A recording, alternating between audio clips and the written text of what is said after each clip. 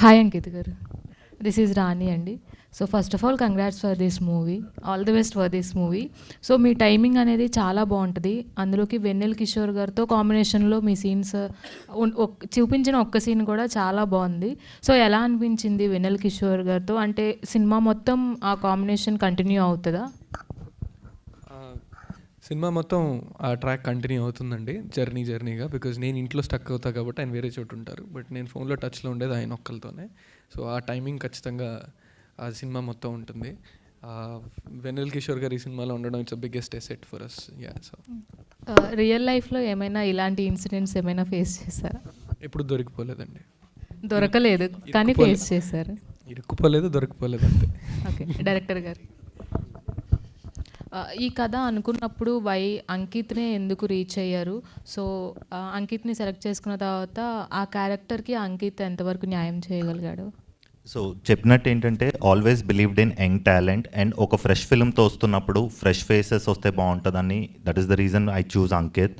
And చెప్తున్నట్టు ఏంటంటే basically young rom com చేయడానికి there are few heroes who are available right now in that young age group. అందరు pan India హీరోలు అయిపోయారు, అందరు వేరే స్టేట్లకు వెళ్ళిపోతున్నారు. So he's the upcoming young heartthrob for the industry right now. So that's how I choose him, and obviously he gave one of the best performance, fresh performance, which you're going to like for sure. Music ఎలా ఉండబోతుంది? Music by Marke Robin, చెప్పినట్టు obviously Zombie Reddy. So he gave a lot of youthful songs. There are 3 songs in the film. First song is sung by Karthik, second song is sung by Ramya Behra and Kapil Kaplan. It's going to be a Mi Gundan Pindese song for sure. And the third song is sung by the music director, which is going to be a lot of engaging and entertainment songs. So దాంట్లో మీరు Ankit and Vennela Kishore dance కూడా చూస్తారు. So it's an amazing album. And అదంతా అయిన తర్వాత even the mixing is done by PA Deepak. తను తెలుగు ఆయనే from Vizag, but he's based in Bombay. And తను స్లమ్ డాగ్కి 2 గ్రామీ అవార్డ్స్ వచ్చిన ఒక తెలుగు అతను అనమాట. సో తను ఏఆర్ రెహమాన్, అనిరుద్ వదలిన మనిషి. ఓ తెలుగు సినిమా తను చూసి he came forward and told that he will go ahead and do the mixing for the songs. So మార్కన్ ఇక్కడ లేరు, he's been travelling, but hope you going to love his music. Only ఆ 14 days మాత్రమే చూపించారా? అంటే అతను ఇంట్లో ఇరుక్కుపోయిన తర్వాత, లేదంటే ఎనీ లవ్ స్టోరీని కూడా మొత్తం కవర్ చేయడం మొత్తం ఉందండి. There is before 14 days and what happens after 14 days.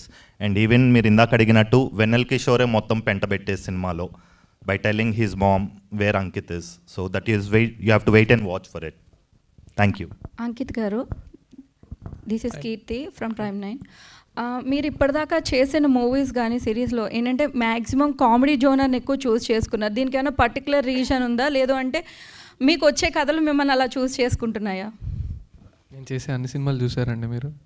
చూశాను, మ్యాక్సిమం చూశాను. మినిమం మిస్ అయ్యారు కదా, అందులో నేను కామెడీ చేయలేదండి. Timmarusu was one of my main films. నా ఒక విధంగా నా లాంచ్ ప్యాడ్ అది సత్యదేవ్ గారితో నేను చేసింది. అందులో నేను చాలా సీరియస్ క్యారెక్టర్ చేశాను. దాని తర్వాత 9 hours అని ఒకటి క్రిష్ గారిది ఆయన చేసిన వెబ్ సిరీస్ ఒకటి చేశాను హాట్స్టార్కి. అందులో కూడా అస్సలు నేను కామెడీ చేయలేదు, చాలా సీరియస్ రోల్ చేశాను. అంటే మీరు క్లిక్ అయింది మ్యాక్సిమం కామెడీతో క్లిక్ అయి ఉన్నారు కాబట్టి. కరెక్ట్ అండి. దానికి ముందు జోహార్ అనే సినిమా చేశాను, అందులో నేను అస్సలు కామెడీ చేయలేదు. అండ్ దెన్ అశ్వత్థామలో చిన్న రోల్ చేశాను నేను, అది చాలా very negative and serious role. 5 నిమిషాలు చేసిన రాఘవేంద్రరావు గారు నన్ను గుర్తుపెట్టారు ఆ రోల్కి. కామెడీ ద్వారా ఇప్పుడు జనాలకు దగ్గర అయ్యాను, బికాస్ కామెడీ ఆల్వేస్ ఆడియన్స్ని మనల్ని దగ్గరికి చేస్తుంది కాబట్టి. ఆ అవకాశం నాకు మారుతి నరసుబ్రహ్మణ్యం ఆయతో వచ్చింది. యాక్చువల్లీ ఫస్ట్ ఆ అవకాశం నాకు 14 days గర్ల్ ఫ్రెండ్ ఇంట్లోతో వచ్చిందండి. బట్ కొన్ని కారణాల వల్ల వస్తుంది, అనుకున్న టైం లైన్లో రాకపోవడం తప్ప. లేకపోతే this is the first film where I did that much comedy. I would say comedy నేను అప్పటికి చేయకపోయినా నేను చేయగలనని నమ్మి Harsha gave me that opportunity, I would say. So yeah. Director గారు, మూవీ అంటే మొత్తం అయిపోయిందండి, కంప్లీట్ అయిపోయిందా? ఇంకా మూవీ ఇస్ రెడీ అండి. We're just waiting to lock the release date. So that's why we started the press meet. So మీరు మాకు buzz create చేస్తే సూన్ మేము రిలీజ్ డేట్ లాక్ చేసుకుంటాం.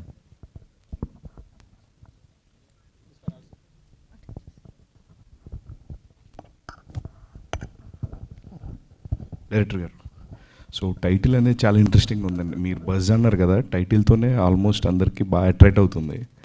సో ఈ స్టోరీ మీరు అంటే ఇన్ని డేస్ ఎందుకు టైం పట్టిందండి? ఏమైనా స్పెసిఫిక్ రీజన్? అంటే ఆల్మోస్ట్ ఆయన డెబ్యూ ఫిల్మ్ అవ్వచ్చు ఇదే అని చెప్పున్నారు కదా, ఈ గ్యాప్లో ఆయనకి మంచి సినిమాలు పడ్డాయి.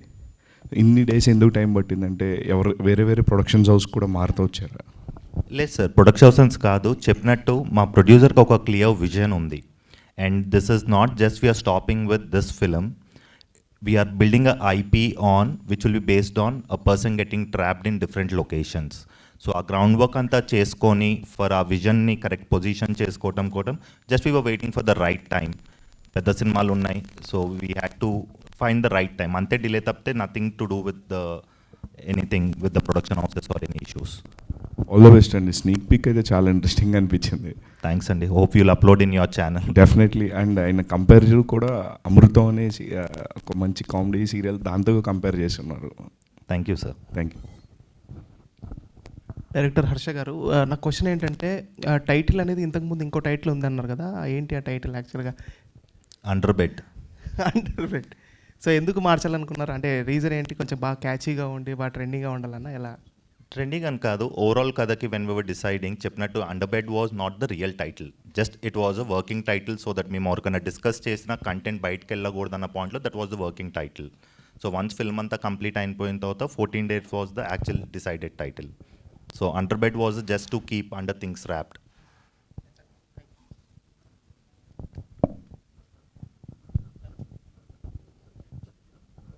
ప్రొడ్యూసర్ గారు. సార్, యాక్చువల్గా లవ్ స్టోరీస్ అంటే చాలా కామన్గా ఉంటాయి. మరి ఈ కథ చెప్పినప్పుడు మీకు ఏ పాయింట్ దగ్గర నచ్చింది? It's very tough question actually.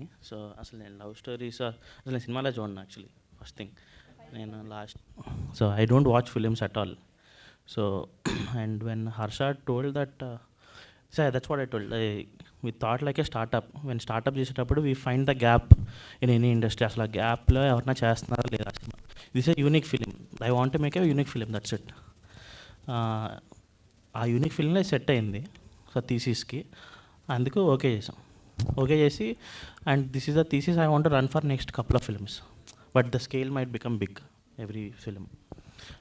అసలు సినిమా చూడని మీరు సినిమా తీయడం జరిగింది. So that's the best. సినిమా మొత్తం చూసిన తర్వాత ఎలా అనిపించింది మీకు? So it's not like we continuously worked on the film. Like there is a ratio called engagement ratio on every scene. So we use different analytics to see if people can really watch this by different methods, by using certain tools. We figured out, and engagement ratio was ఇంత రేషియోలో ఉండాలి ప్రతి scene అని చెప్పి అలా వెళ్ళాం. It's not like completely technical. ఈ scene ఇది వెళ్తుందా లేదా వెళ్ళదా అలా ఒక రేషియోతో వెళ్ళాము. So that we tested with 6-7 shows with different people and it was crossing the highest ratio. So that's the only thing. I'm just treating as a business, as simple as that. It's not anything related to emotion. Ankit గారు, so ఫైనల్గా 14 days ఒక ఇంట్లో ఉండి big బాస్తో. Firstly మీకు thanks అమ్మా. మమ్మల్ని చాలా ప్రశ్నలు అడుగుతున్నారు, ఎందుకంటే మీరు అడిగే ప్రశ్నలు బట్టే మా సినిమా జనాల్లోకి వెళ్తుంది.